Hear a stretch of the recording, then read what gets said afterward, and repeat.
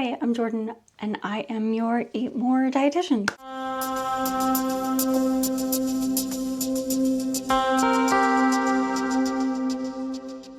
So I'm a registered dietitian, which means that I have a bachelor's degree in nutrition. I have a master's degree in nutrition. I have passed a national credentialing exam and completed the required internship that comes with that. And I have just over 6 years of experience, including both hospital and outpatient experience, as well as telehealth now. I continue to be interested in this field. I am also a human person who has to navigate this field. I have cravings, I have days that I don't care what I eat. I have days that ice cream is all I want to eat. There's nothing magical about being a dietitian that all of a sudden you don't have these very normal human ones.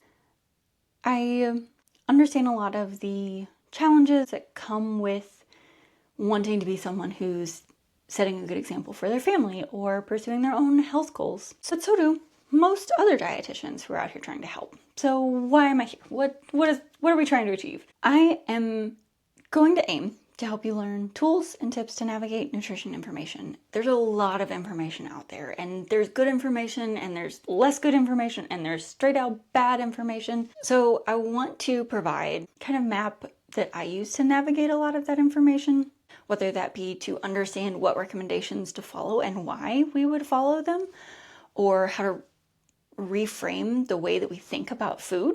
Those are the things that I'm trying to help with. That being said, this is not a cooking channel. We are going to talk about food. We are going to talk about how we approach food. We are going to talk about the things that food does for us.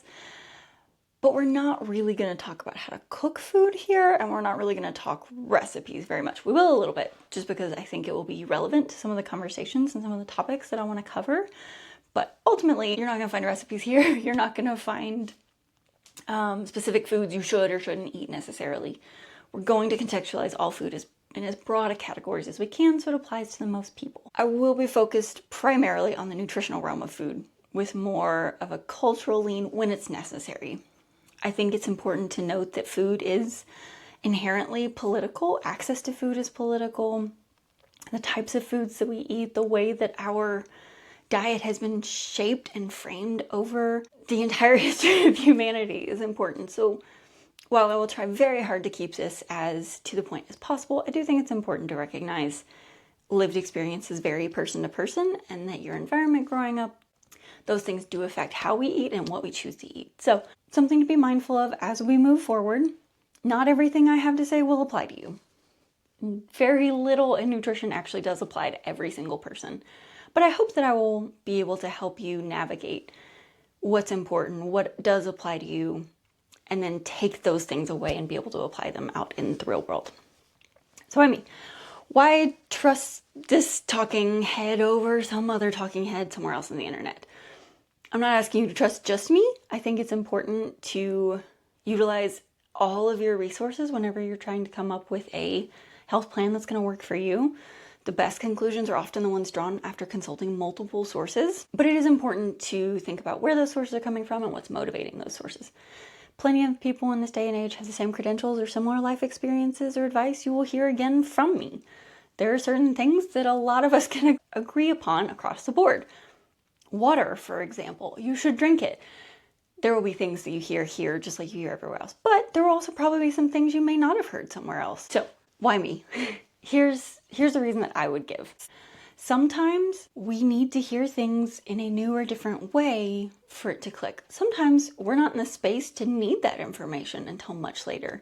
There are certain disease states specifically that we typically don't see until a little bit later in life. When you first stumble across that information, you may not have been ready for it. But now you may be looking for that information again and looking for a place to find it. So it's a really long-winded way to say, I'm hoping that maybe I won't be the first time that you hear some of these things. And I probably won't be the last, but I am hoping that at least for some of you, I'll be the person who said, hey, you should try this. I think it'll help, just when and how you needed to hear it. So why eat more?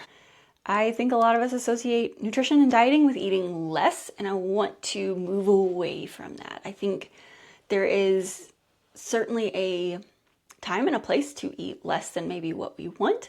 And I do want to talk about how hunger works and how to approach hunger and what enough should look and feel like for different types of people at different times in their lives. But I do think we've become too fixated on eating less, to the point that I have many, many clients who aren't eating enough, and that's what's holding them back.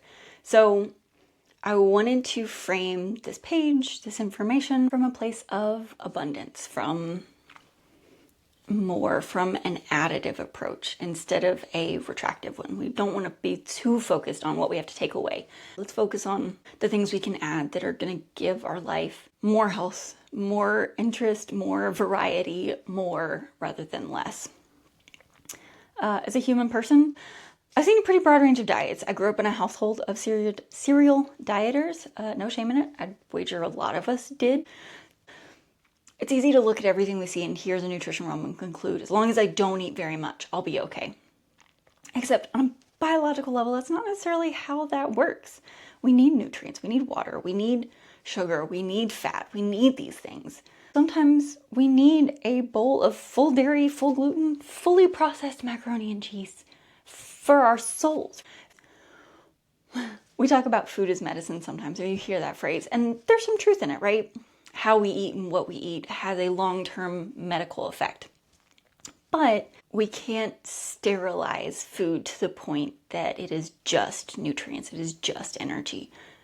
Here in the US, we have a lot of things that happen around food. We have holidays around food. We have social gatherings that often happen around food. Whether you're going out or you're providing food for someone, food has some cultural meaning and it has some emotional associations. So we can't look at it as just clinical. Or we'll end up feeling like we're missing out on something. We'll end up feeling detached. So in my experience, limited though it is, I will acknowledge, in my experience, I do find that taking that additive approach, focusing on what could be added rather than what I have to remove, works best in the long term. It's a great companion to the philosophy of focusing on what you can control. You can control your food choices, but that doesn't mean you have total control over your body type, your cravings, your risks for certain diseases. So focusing on what you can control. For example, focusing on what we could add to the full deliciousness that is a bowl of macaroni and cheese, since we're sticking with the metaphor, to ensure that I have a long, healthy life. How about we add some broccoli? How about we cook down some spinach and mix that in? How about we use some turkey meatballs for some protein? I have clients who use higher protein pasta as an option. And even the option of spreading out your macaroni, so having a smaller portion but having it over multiple days, because you can have things that you want to have and make them work in a healthy diet. I think it's important to see where we can add things, see where we can accommodate our own personal preferences, our own personal cravings, while also being mindful and attentive to those things that we actually need. Those vitamins, those minerals, fiber, the protein, the saturated fats, the unsaturated fats, the carbohydrates, the starches, all these things. It's a lot of words to try and explain this. Why eat more? Why focus on the additive? My goal is to leave you feeling confident you can go to a grocery store or a fast food restaurant and make informed, healthy choices that take into account your preferences, that take into account your goals, that take into account your specific risk factors. So yes, it is a bit of a misnomer. It is not eat more of whatever you want, right? That would be a much longer tagline, but also not what we're going for. When we talk about eat more, we want to eat more of the things that ultimately lead to us achieving our goals. And I don't want to just eat more for eat more's sake. I want to eat more of those things that we really need alongside those things that we want, that we're going to eat regardless. I hope you'll follow along. I hope that I'll have some things that are helpful for you. In the next few weeks, I want to talk about hunger. I want to talk about protein alternatives to chicken. I want to talk about navigating a grocery store. I have a lot of things that I want to talk about, things that I find myself talking with my one-on-one clients regularly about. I want to put those out there so that they're a little more accessible for even more people, because who knows, maybe it doesn't apply to you now, maybe it'll apply to you in the future. I hope you'll I hope you'll subscribe and follow along, and I hope that you'll find something useful in these videos. I will see you guys next time.